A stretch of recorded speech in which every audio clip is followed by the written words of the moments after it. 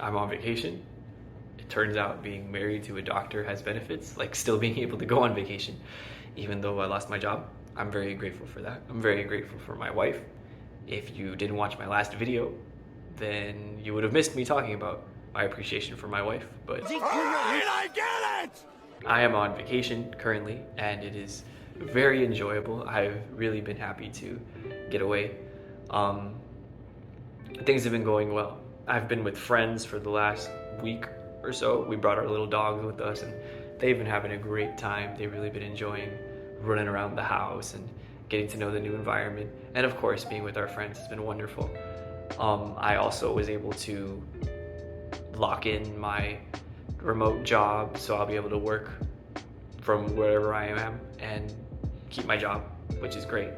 God has really been blessing, so I don't have a lot to complain about, but it's also been a little uncomfortable to be in such a good place mentally, because it's kind of like forced me to look at the way I had been acting, the way I'd been handling things in the previous weeks and months, and it's forced me to face some uncomfortable realities. So if you're like me, when things get hard, it can be difficult to be positive. I know that a couple people had talked with me after I made my very first upload, and they were like, "Are you okay? Like, you don't seem like yourself, like you seem very down, you seem very negative." And I didn't really know what to say, because the whole point of the first video is that I wasn't okay. So I was like, no, I'm not really okay. The thing is that if you're like me, when you find yourself in that position where you're not doing well mentally, you kind of tend to start treating people around you in a way that you normally wouldn't, or start acting in a way that you normally wouldn't. For me, I kind of tend to get a little bit more quick to snap. Say it so the whole band can hear you. I'm upset. Louder! I'm upset. Say it louder! I'm upset. Looking back over the last few months, the last however long it's been that I've been dealing with this, it's pretty clear to me that that's been something I've been struggling with. So for this last week that I've been on vacation, it's been uncomfortable because I've been kind of getting back to being more normal. And in being normal, I'm realizing, dang, I've really been handling things poorly. He's like, what are you doing? And it's a bad feeling to sit there and know that you've been the problem. It sucks, because it makes you want to go back and try to fix everything, and obviously you can't do that. And then at the same time, you're not fully back to normal. Man, my shoulder really hurts. I messed up my shoulder. My friend works in he helps sealing driveways and stuff, and they work so hard, so effortlessly, and I'm out there, I'm not even doing the real stuff. I'm doing the so if you see me repeatedly going for my shoulder in the video, that's why. But what I was saying is that it sucks, because you look back and you see how you made a bunch of mistakes and how you were treating people because of the place you were at mentally. But then at the same time, you're not 100% back to normal, and you can still tell that you're having those problems. So you're mentally well enough to be conscious of the problems now, but you're not necessarily mentally well enough to actually deal with them. So that can be a very frustrating place, and that's kind of where I'm at right now, where I can tell I'm oh, I should not have said that. Before, I would have just said it because I'm frustrated with the way things are going, but now I'm oh, I should not have said that. I should not have handled that way. I still did it, I just know that I shouldn't have. So progress? I just want to, I guess, affirm you for making any progress at all, because I know that even though making the progress that I have has forced me to confront some uncomfortable realities, it's still good to make progress. It's better to do something good and feel bad as a result than to do nothing and feel nothing, right?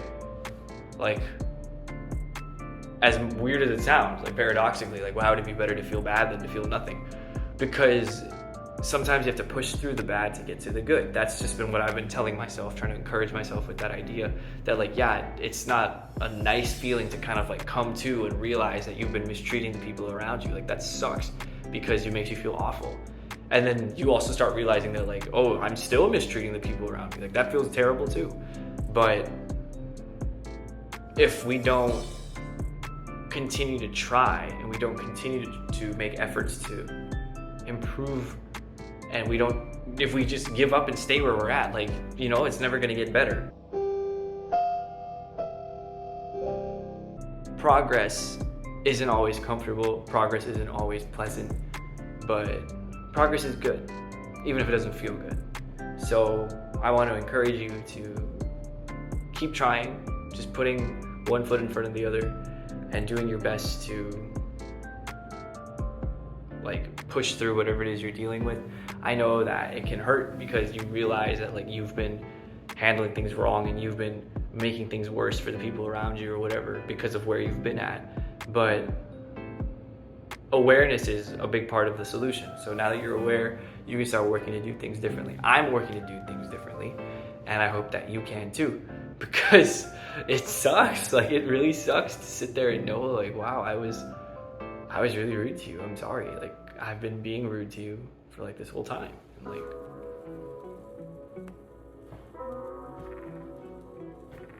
don't be too discouraged. I'm trying not to be too discouraged. This is part 1 of our vacation. Part 2 is gonna be happening somewhere else. We're gonna be going somewhere else. I'll save some spoilers and you'll probably end up seeing some of it later. But yeah, things are good. The job situation is working out. I'm on vacation, like I said. It's been great.